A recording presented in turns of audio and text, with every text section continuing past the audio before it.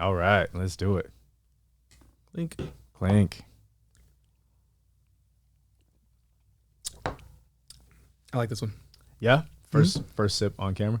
Dang, you I like just it. giving away the promo? Oh, shit. Y'all Oops. don't get nothing Yeah. over here. Nothing. Y'all ain't paying us for that. No free clout. No.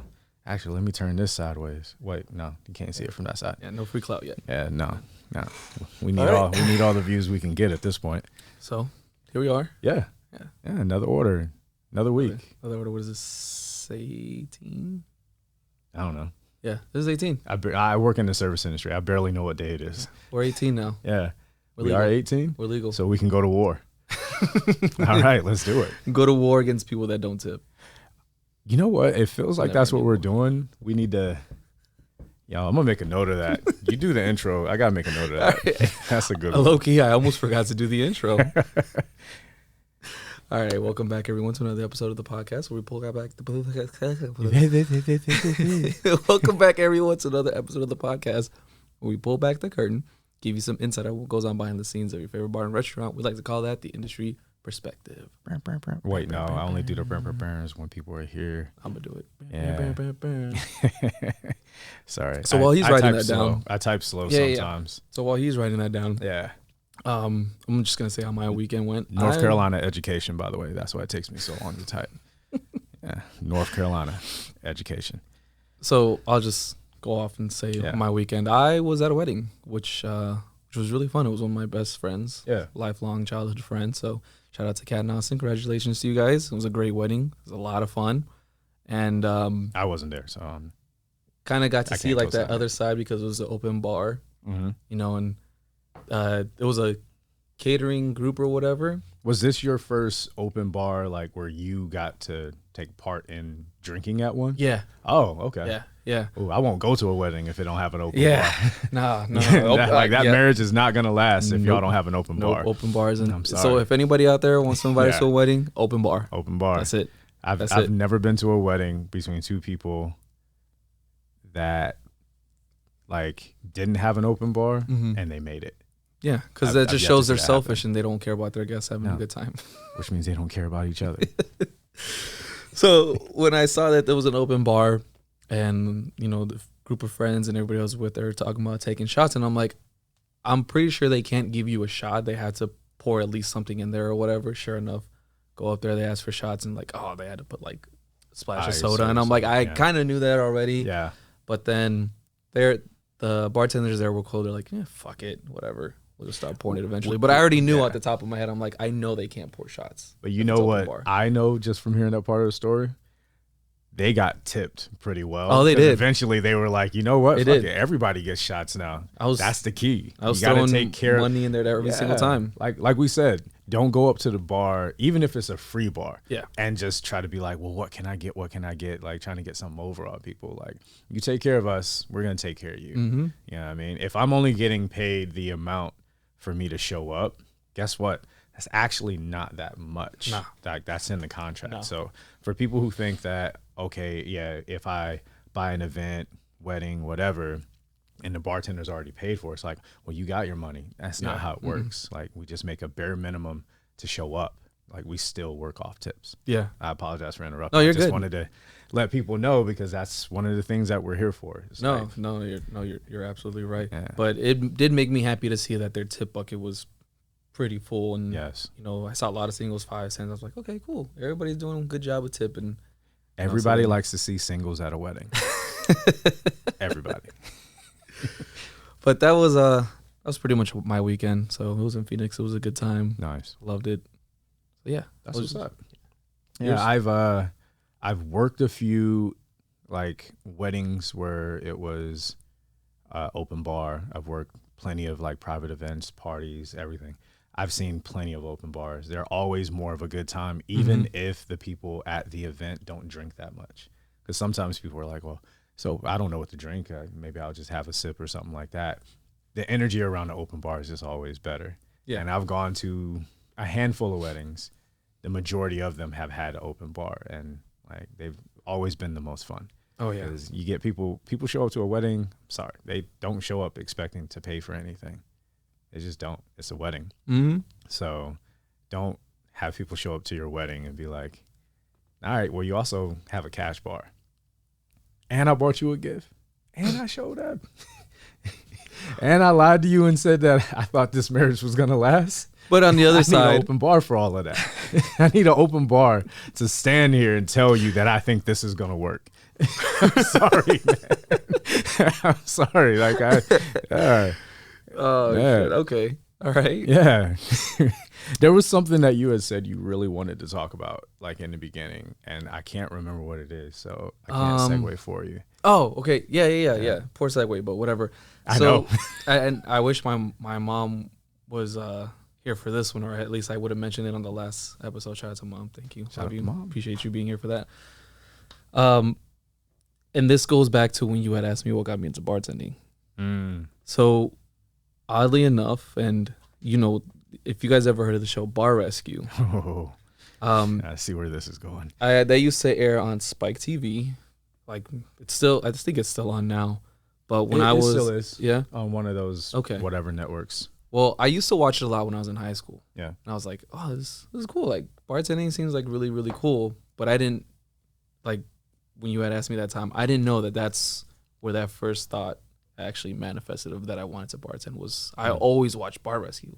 And especially Spike TV, like 1,000 Ways to Die and all that shit. But Bar Rescue was the one show I was like, this is cool. I'll sit here and watch it for hours because there's so many episodes. They would play it for hours, so I would sit there and watch it. I've literally never seen the show. No? I've had zero interest to see that Okay, show. I don't like a lot of reality TV. I just don't. Yeah. And a show like that, I just knew from jump was never going to really be real. Well, definitely, yeah, it's reality TV. It is what it is. But for me, I'm like, this is really cool. Like, bartending is cool. Like, they would have, like, the cocktail experts, mixologists, whatever. They were always mixologists, not just regular bartenders.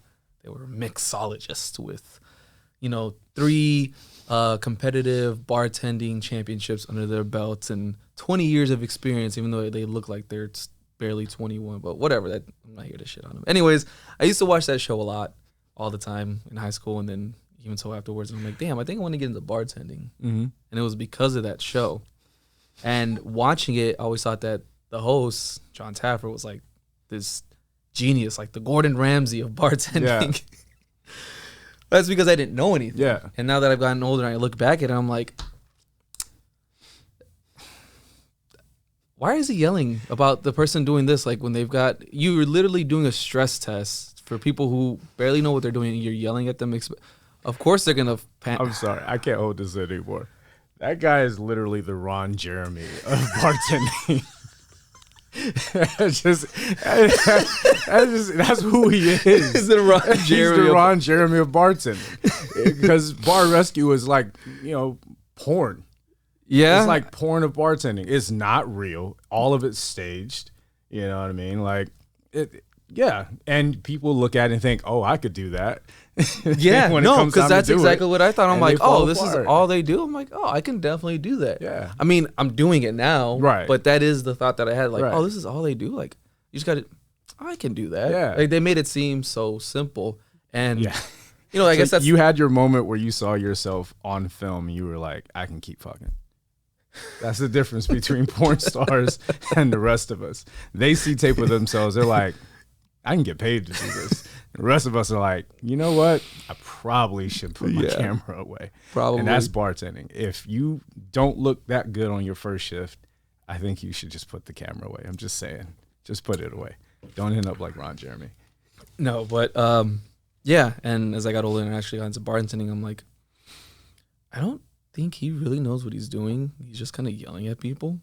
And I'm not trying to throw shade, but I think that he wanted to be the Gordon Ramsay of bartending because they do the exact same thing almost, except Gordon Ramsay actually know what the fuck he's doing. And I wouldn't say necessarily because, like you said, we're not throwing shade. I don't want to make it all about one particular person because that person could be playing the character that they're being paid to play. You know what I mean? Like maybe he didn't even ask for that. It's just sad to see when someone's being paid to do something to teach on TV, and when the moment comes, they don't even make the right cocktail. Before you get into that, the other reason why I brought it up is my mom loves the show, so she watches it. She loves it. So when we were going around town and stuff, we went by Venice, and she recognized a bar that was on the show. She's like, "Oh my god, I saw that on the show." And I was like, "What?" She's like, "Yeah, that place right there was on Bar Rescue." I'm like, "Oh," and it looks like it had business, like it was still popping. I'm like, "Oh, okay, cool." So we kind of talked about it. She's like, "Oh, I love watching that show, this and that." I'm like, "Yeah, I used to watch it too, but now I don't really." Yeah, as a bartender, that I don't think he knows what he's doing, but it is what it is. She loves it. She swears by it. She says it's the greatest thing ever. Whatever. I'm like, okay, if you like it, you like it. But there was a video that started circulating. Yeah. And yeah, it was. Well, let me preface this by saying a Manhattan is one of the easiest cocktails to make, and because you taught me this, because the ingredients are the area code of the city. Yeah. Which is 212. Yeah. Now with that, do you want me to keep going? Do you want to? I mean, well, because you were to start doing it. So let's go ahead and wrap this one up. Okay. The man made, for one, yes, the Manhattan is one of the easiest cocktails to make, and so is an old fashioned. That was a Staten Island. That man made a Staten Island. That wasn't bad. It was bad. It was really bad. He basically made a terrible old fashioned, and then put it into a Manhattan glass. Like he put it into a coupe. I don't. And the part that really got to me, a coupe is a martini glass for those of you that don't know. Yeah, it's a style of martini glass. Yes. The part that got me was that the host of the show kept trying to stop him. She kept trying to correct him. Yo, my man, calm down. She knew. Was like, I'm powering through this. I'm telling you, this is gonna be the best Manhattan you've ever had. She's like, where'd the orange come from? So he made the drink. So what he did is he took an orange peel, threw that in there, took a maraschino cherry, threw it in there, proceeded to muddle with the stem and all, because he said, yeah, you leave the stem on there. And she kept asking, why is the stem in there? She's like, what's with the orange? Why is the stem in there? He's like, oh, well, blah, blah, blah, blah, blah. Right. And then threw some bitters in there, and then the whiskey. And even she was like, well, what about the vermouth? And he like cut her off quickly. He's like, so then we're going to shake it, blah, blah, blah, this and that. And then poured it out. She's like, where does the vermouth go?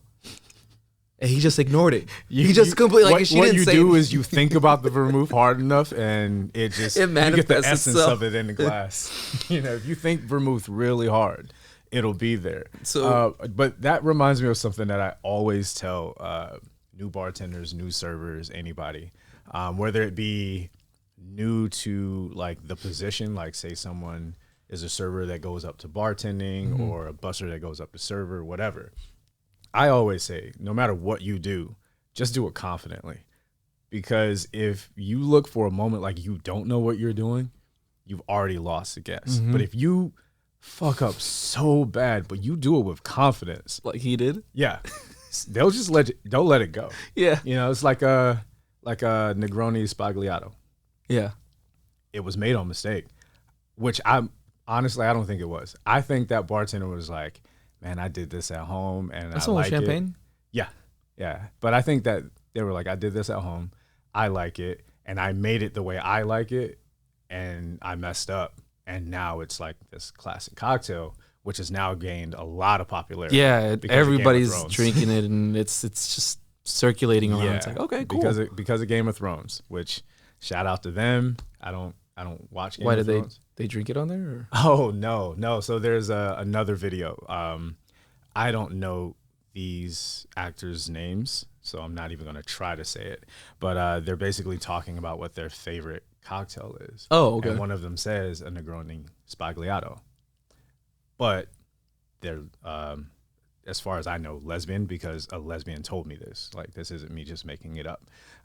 Because she saw that video and was like, the lesbian community, we all love Negroni Spagliatos now because this lesbian likes it. I was like, yo, shout out to you. Shout out to them. Shout out to Negroni, all of it. You know what I mean? Like, I like that.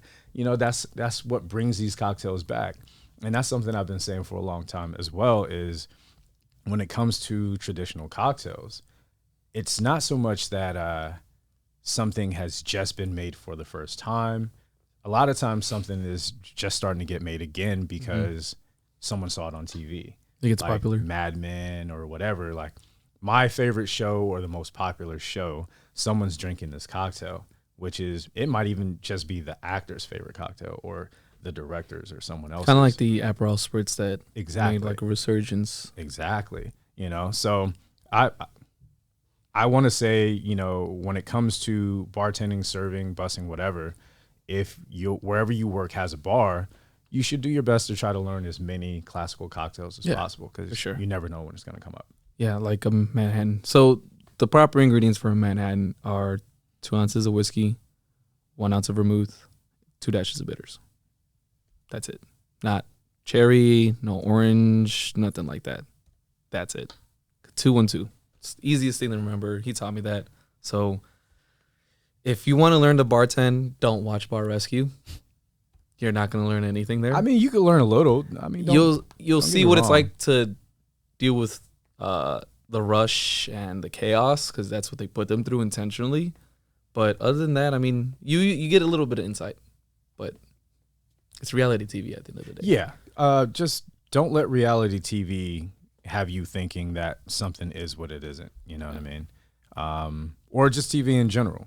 You know, one of the things I really get annoyed by is when people see something on TV and they think like, oh, because I saw it there, like that's the way it's supposed to be done, or that's the way it's supposed to be made, or they think that we're doing all of these things behind closed doors that we're not really doing. That's fucking You know hilarious, what I mean? because Like, I would see some of those drinks get made yeah, that the mixologist created there, and I'm like, oh, every bartender knows that one. Then when I go to a bar, I'm gonna order that. exactly. They're gonna have no fucking idea what the fuck I'm talking about. So, Everything depends on where you're at. yeah, You know, 100%, I mean, cocktails are also regional. very much. Like they really are. So have you heard of like a Colorado Bulldog? Or how about a Smith & Wesson? I've heard of it. Smith & Wesson. Yeah. They're the same thing. Oh, The exact same thing. But in the Southwest, they call it a Colorado Bulldog for some reason.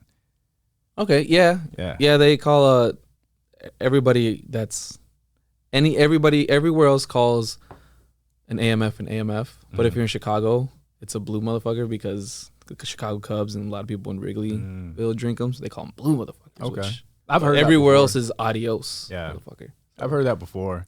Not a cocktail I like to hear from, you know, mostly because the people who drink it, like, they're just trying to get as messed up as As possible. quick as fucking Yeah, possible. I'm like- I but- stopped drinking those at like 21, 22 maybe. But here's the craziest part about that is an AMF has less alcohol than a Manhattan. So if you really wanted to get fucked up, Yeah, you would drink the Manhattan. yeah. That's why you see you got people drink bitters, traditional vermouth, and- cocktails. You want to get something that has the spirit, maybe a liqueur, an aperitif, something that helps blend that cocktail together, Yeah. to where you can sit there and enjoy it. Well, you know, some cocktails can take you on a journey or whatever, and some are just there while you're having a conversation with someone. Because You know, all the you wanna have a AMF is going to conversation do with. is give you a headache because of all that sugar. It's all the sugar. That's all it's going to do is just headache. Yeah. So if you want to get drunk faster, drink a classic cocktail. Classic Negroni, cocktail if you're old-fashioned. trying to sip. Yeah. If you're trying to sip, or if you're trying to take your time. If you're trying to get fucked up, just do shots. Shots. And if you want to do shots and you want to get fucked up, you're like, I don't want to get too fucked up. Get a hangover, be that guy or girl or whatever that gets carried out. You don't have to do a shot every 5 minutes. You can do a shot right now with your chaser if you need one. I judge you if you do. But then come back like a half an hour later, 45 minutes later. Drink water till then. Yeah. You know, drink Space it something out. else Like, be until then. smart. Drink a beer. Be smart. Until then, or a seltzer, Beer. whatever. Beer's a great choice. Anything. You don't have to get fucked up. You can just get a little fucked up, which is what I like to do. But like I said, do your classic cocktails. But also, if you don't know classic cocktails, just say that. Don't try to tell the bartender or whoever it is you're talking to that a traditional cocktail is not traditional or something like that. You know, like I remember the other unhinged old-fashioned video, the one that was like making prominence coming back before this new video with the bar rescue guy. It was with that one person, and they were making the old-fashioned with the two glasses and spilling it everywhere. Yeah. One of the things they said was, well, this is a really old cocktail. It's not really that popular, but it's starting to make a comeback. Da, da, da. And I'm like, It's an old fashioned. It never went anywhere. It's always No. been here. Just because you just heard of it, 22, 23, 24-year-old, doesn't mean that it just came out. No, it's Just been being around. honest. That's why it's called an old fashioned. Exactly. And also pay attention to where you're at. If you're in a nightclub and you ask for a whiskey sour, Midori sour, something sour, it's called that because you're only getting the spirit and the mixer, Mm-hmm. which is usually sour mix. So you're just getting whiskey with sugar. Yeah. And that's what makes it sour. But a traditional sour is going to have egg whites. It's going to be a more traditional classic Yeah. cocktail. Because they have the time to make it. Exactly. If you're asking for a whiskey sour at a nightclub, you're a dickhead. Mhm. You're a dickhead. Just ask for a whiskey and Coke or tequila Sprite. Don't be that asshole. You're at a nightclub. They got a lot If of you're at a people. nightclub and you're asking for a Yeah. whiskey sour, you're asking for one with sour mix. You're asking for Which means an you're a attitude from the child. bartender. That means you're a child. Yeah. If you're at a place where you can see everyone's busy and you're asking for a traditional whiskey sour with egg white and you You're an can asshole. see everyone's in the You're weeds, an asshole. then you're an asshole. Then you're a dickhead. If you can see your bartender is already busy, don't try to make them more busy. Don't try to be that No. person that wants to be more special. I'll tell you how you want to be special. Have your order ready. Have your money ready at the time you order. Don't wait until the bartender or server comes up to you and says, "Hey, here's your cocktail," or whatever. let me Do you go want to ahead pay? and And you're just- like, "Oh, who's paying? You paying? You paying?" Y'all had all that time to Yep. do that. Take care of that. Have your money ready, and then That's how you get in their good side. yeah. But also make your order simple. Yo, Jack and Coke, vodka soda, blah, blah, blah, whatever. Something that's 2 touches real quick Boom, because I boom. know you're busy. You don't have to leave a fat tip. Leave a decent tip. We're going to remember you more because like, oh, they came in, they had the order ready, they had their money ready. They were nice. They were understanding of the fact that I'm busy. And they had like a quick order. Yeah. And they tipped me appropriately. So the next time I see them, guess what? They're first. That's how it works. Yeah. That's how it works. You take care of your people, they're going to take care of you. So just set the record straight. Egg whites go in a whiskey sour. I would know. I love making them and people yeah. love them. Well, they go in sours, period. Midori Yeah. sour.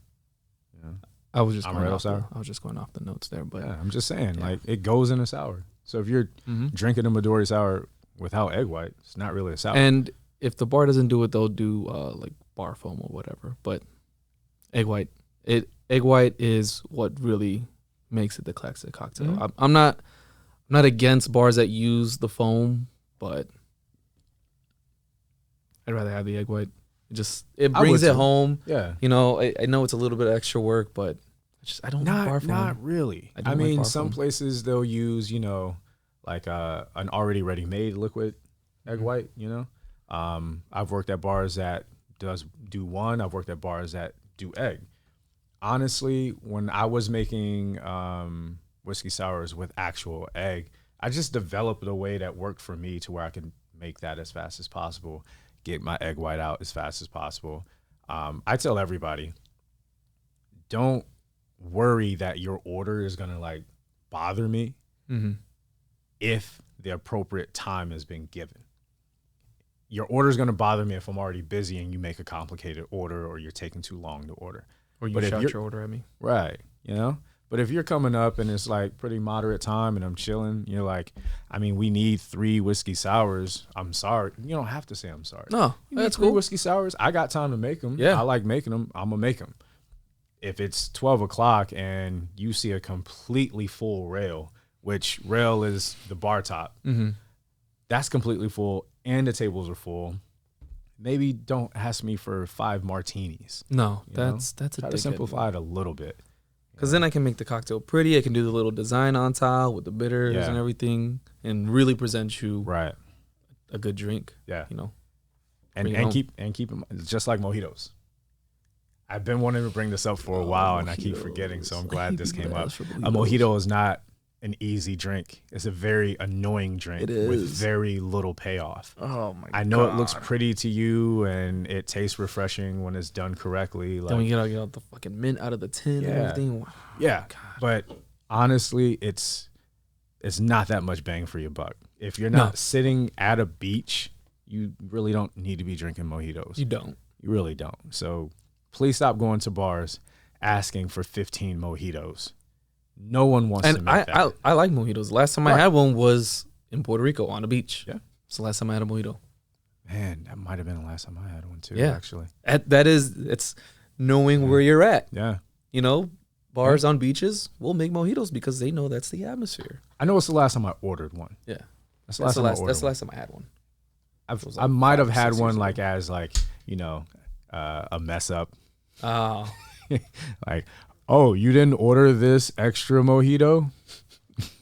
Guess Like I'll one drink of it. those. Whoops. Or someone doing the classic, they order the drinks and then you're like, oh, well, it costs this amount. Oh, I ain't got that. And then you got to get rid of the drinks or whatever. Or it was like, oh, this person was supposed to pay. Oh no, I thought you were paying. Like I said, have all that shit sorted out before you order, and especially have it sorted out before we come back asking for payments. Because now we've made these cocktails, and we got to do something with them. You know, and a lot of places won't let you keep it. My place doesn't. You know, I don't get to drink the cocktail. I'm not gonna act like I do. And a lot of places, you know, if they see you even touching the cocktail afterwards, it's like, oh, you get written up. I'm gonna get you out of here. Yeah. So, Corporate or places some for sure. people have to pay for that, depending on where you're at. Oh yeah, some people have to pay for like, oh well, that liquor has to get accounted for. Yeah, that's why a lot of times you'll run into people who, you know, they're serving you, whether it be a bartender, server, whatever, and you don't have payment, and they're like, well, you got to give me something, because it's like that might be coming out of their pocket. Yeah. Or they could get written up for it because it's like, oh, you're supposed to make sure you have payment before, like whatever.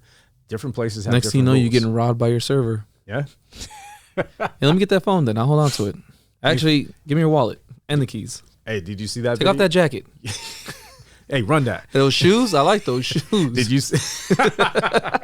Did you see the video of the bartender that took a guy's wallet? Yeah. Yeah. Yeah, I like that. Yeah, he came up and he's like, oh, this and that, and he walked away, and she's like, well, I need something. Yeah. He's like, your car's on. She's like, give me your wallet. Right. Give me your fucking wallet. Yeah. She took it, and the friend came back. She's like, no, I needed something. Yeah. Hey, you know what? I support it. Oh, Yeah. I do too. Hell yeah. I do too. Take a phone, wallet. If you're gonna pay me, I need to make sure you're coming back. So I'm not going anywhere, so you don't have to worry about it. I'm gonna hold on to it. It's collateral. You know? Yeah. I know that money isn't going into my pocket, but this is my job. You should make sure you had your money. But I applaud that. I applaud that bartender for doing that. I also want to say something. Please stop assuming that places take Apple Pay, Samsung Pay, Tap, or whatever before you leave the house. I mean, I understand that it's convenient. I've had times where I've left my card home on accident or something like that. But I ask before I order. Like, don't order, sit there with your order, and then when it's time to pay, you know, depending on where you're at, because some places they ask you for the card immediately. Like my place, we ask for the card immediately.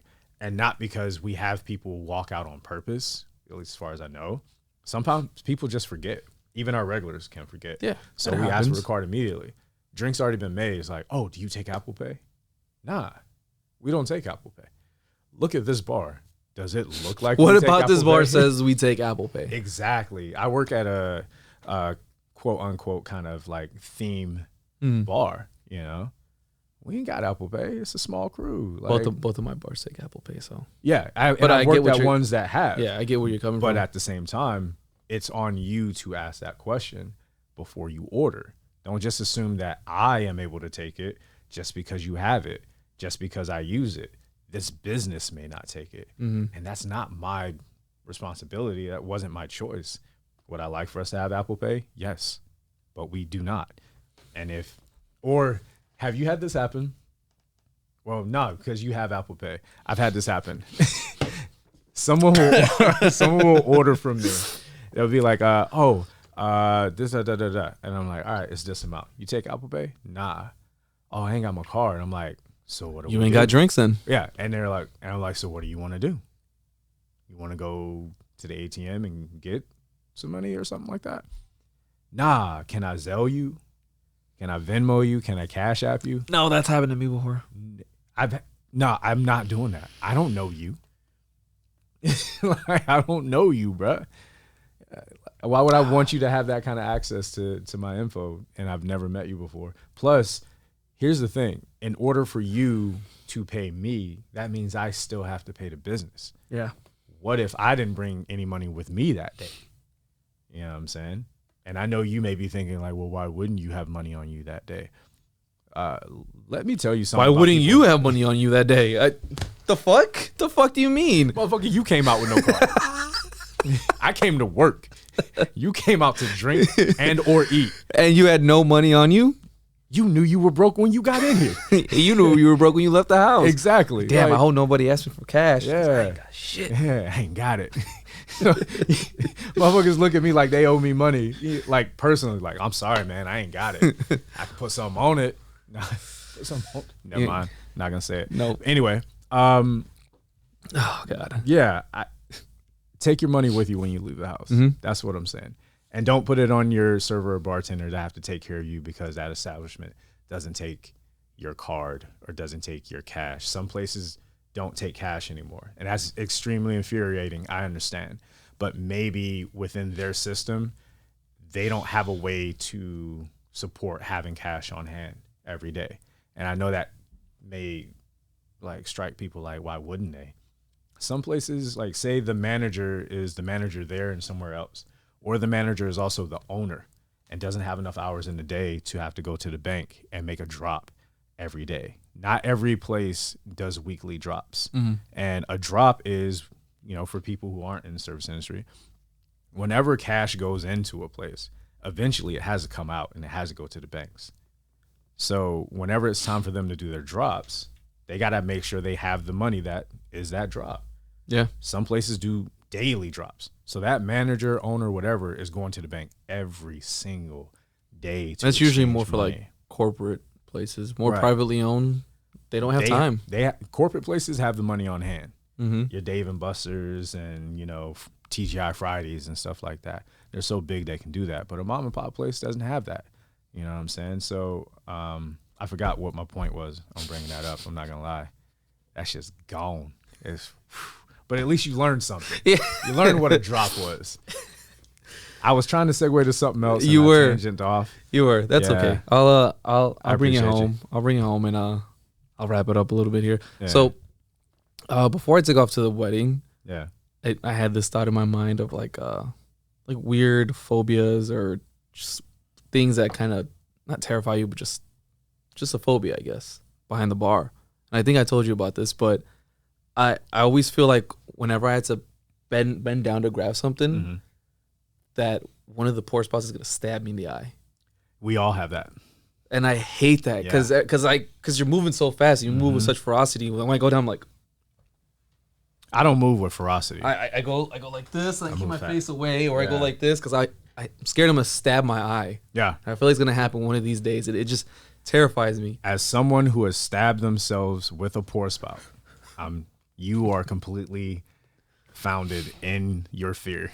That is a real fear. I don't know if we've talked about this on the podcast. I think we did a while back, but like, Yeah. I've literally stabbed myself in the palm of my hand with a pour spout and taken a chunk out of my hand before. You know what I mean? And I know it's like, well, dumbass, how the hell you let that happen? I know, right? Yeah. But, excuse me, it was because I was chasing a bottle that was about to fall in my ice. And I thought I had a grip on the top of it. It slipped out. And next thing you know, that force, bam. So imagine thinking like, oh, I got to bend down to grab that bottle or that card that just fell or that pen or it just whatever. scares me. And you're like, oh, shit, this is like right here next to my face. And someone bump into you. That's what I'm stop, man. because I work behind a very, very tight bar. There's not a lot of space. We bump you just into made each it other all the worse. time. You Yeah. just made it worse. Yeah. Oh God. What if the last thing you hear before getting stabbed is behind?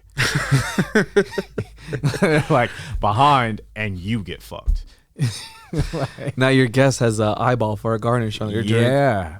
Oh, Dan, you just made it worse with that. Yeah. And we all have like hand injuries and arm Yeah. injuries from pour spouts. Like Cutting the most fruit and- unforgiving thing in a bar is a pour spout. It don't care. It does not give Yeah, a fuck. it does not care. I can't tell you how many times I've like you know how some bars have the little dividers for the ice, like if you have Yeah, crushed whatever this and that. so many times that one of my bars, like my thumb or something, it'll get caught under between the nail and stuff, and I'm going to grab the ice with the scoop, and I'm like, fuck. Yep. It just gets under there. I've I had hate that shit. That's so why I try to keep my nails short. Just or because of I'm that. like, when I go in there, I'm making sure I'm not straight fingering. As opposed to crooked fingering, which is what they prefer. Wait, that's the claw. I didn't. I was giving you time to come out, man. I I already was said giving it. you time to pull those fingers out. Nope. But you left them in. You're like, no, I'm you done. gonna finish. I'm done. You gonna get yours today. My story's done. That's it. Nope. I already fucked up. So you finished before your story did? Typical male behavior. That's some toxic shit right there. We're not ending the episode on toxic shit. Oh, so my God. We're gonna end it on, in my opinion, something that there are two things I want to talk about. The first one I'm going to talk about really quickly because it's something that we just discussed a moment ago. Mm-hmm. I wanted to talk about like taking care of like your regulars first and the reason why you do that. Typically, your regulars are people that you see once a week, every 2 weeks or something like that, whatever. In some instances, they live next door or above you or down the road. You see them all the time. You want to take care of your people. So don't be upset when your bartender or server is taking care of their regulars because they see them all the time. They still appreciate you coming in. Yeah. And typically they have a relationship with that person that if you were there first and the regular comes in, the regular understands they need to take care of you first. Yeah. You know what I'm saying? So like when you see that love like between like someone who's serving a regular and the regular, just remember that's earned, and it's not always because they're a good tipper. A lot of times it's because they actually give a fuck about the person. Mm-hmm. Remember them, talk to them, support them, whatever, you know? So I just wanted to talk about like, shout out to the people who are regulars, shout out to the people who recognize regulars, because like it's a very unspoken thing and has been for a while. But when the pandemic happened, I think a lot of people within our industry like realized just how much regulars were a part of their lives, that are part of their daily grind, and how they never were going to see them again. Because I've had that happen. I had a lot of regulars. I didn't think about that before the pandemic, who I'm never going to see again because I didn't have their info. You know what I mean? I only talked to them when they came to the bar. You know, so it's like I wonder how they're doing, how their kids were. One of them was going through a divorce. You know, like all those different things, and I'll never know. You know what I'm saying? So it's just like, shout out to the regulars, shout out to the people who take care of them and things like that. Appreciate the regulars for sure. For real. And the other thing I wanted to talk about is cash first, then card. I'm so passionate about this, I don't have a segue. Cash first, then card. That is one of the things I hate to hear as someone in the service industry. Yeah. And I will tell you why. Tell us why. Thank you. Let me tell you. It's because cash is preferred, right? Yeah. Cash is king. Mm-hmm. If you don't work in a place that fucks you over and takes your cash at the end of the night, shout out to you places that do that. Fuck y'all. Typically, the cash, we just get to keep that. We can divide that at the end of the night.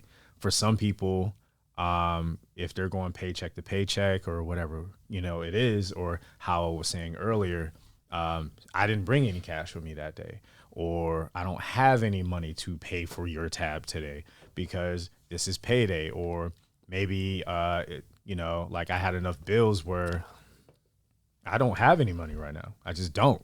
This shift right here is how I'm making my money. Yep. You know, for a lot of people, for a lot of us, self-included, today's shift is going to be whether or not I pay my rent on time, or whether or not I pay this bill on time, you know, like, or whether or not I remember working with a coworker who was like, man, I came to work today and I can't leave until I get my tip out because I can't pay for a ride home without it. Jesus I Christ. had enough money to get to work today. Oh, I don't have enough money to get home. You know what I'm saying? So like things like that happen. So when you go cash first then card, typically what ends up happening is all the cash will be like damn near half the bill or something like that. Or Yeah. And then the rest is split between the cards, right? And then you tip on the card. Well, now I'm going to get taxed on that even higher because taxes in the service industry, we get hit pretty fucking hard. Yeah.